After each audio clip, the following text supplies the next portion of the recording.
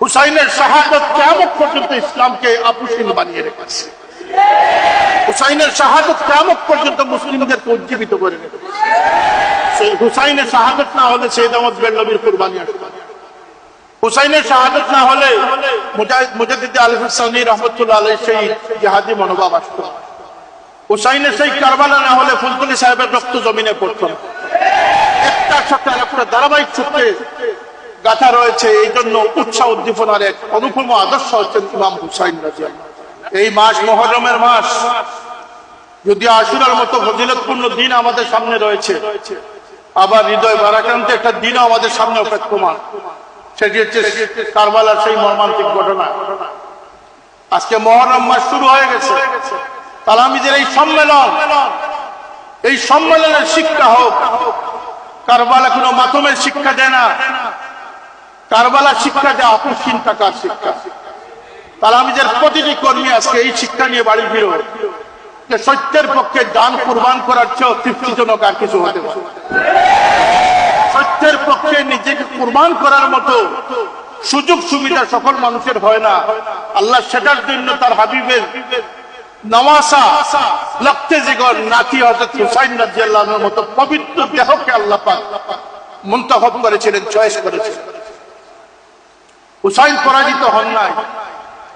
যারা বক্তব্যতে আপনাদেরকে বোঝাবার চেষ্টা করবে যে হুসাইন অপরিণামদর্শী সিদ্ধান্ত নিয়ে পরাজিত হয়েছেন, লানত তাদের উপরে কিয়ামত পর্যন্ত। হুসাইনের শাহাদাত কিয়ামত পর্যন্ত ইসলামকে আপুসীন বানিয়ে রেখেছে। হুসাইনের শাহাদাত কিয়ামত পর্যন্ত মুসলিমদেরকে উজ্জীবিত করে রেখেছে। সেই হুসাইনের শাহাদাত না হলে সৈয়দ আহমদ বেরলভীর কুরবানি আসবে। হুসাইনের শাহাদাত না হলে মুজাদ্দিদ আলী হুসাইনি রহমতুল্লাহ আলাইহি সেই জিহাদি মনোভাব আসতো।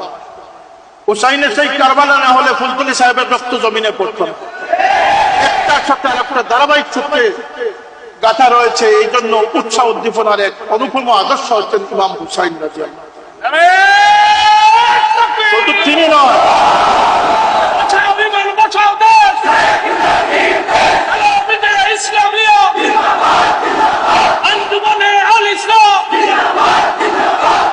শুধু তিনি নয়, তিনি অত্যন্ত বিজ্ঞ, প্রাজ্ঞ,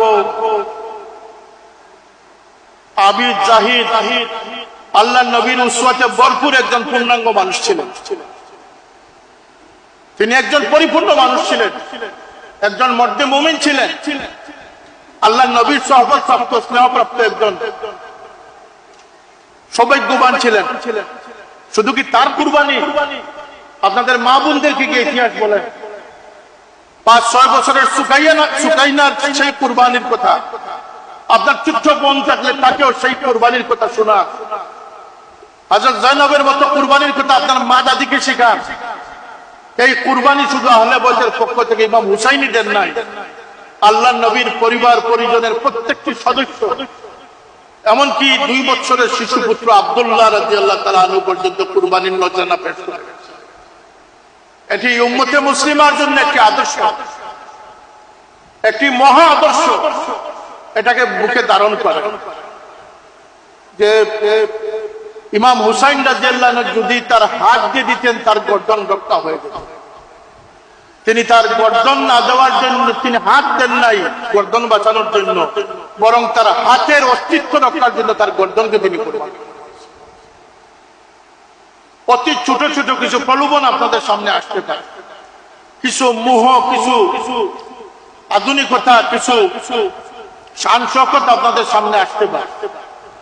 শয়তান বিভিন্ন সময় বিভিন্ন কৌশলী হতে পারে, আপনাদেরকে বিভিন্ন মায়াজালে আবদ্ধ করে আপনাদের মন ভাঙার চেষ্টা করতে পারে, সংশয়বাদী বানানোর চেষ্টা করতে পারে। আপনারা সমস্ত কিছুর ঊর্ধ্বে উঠে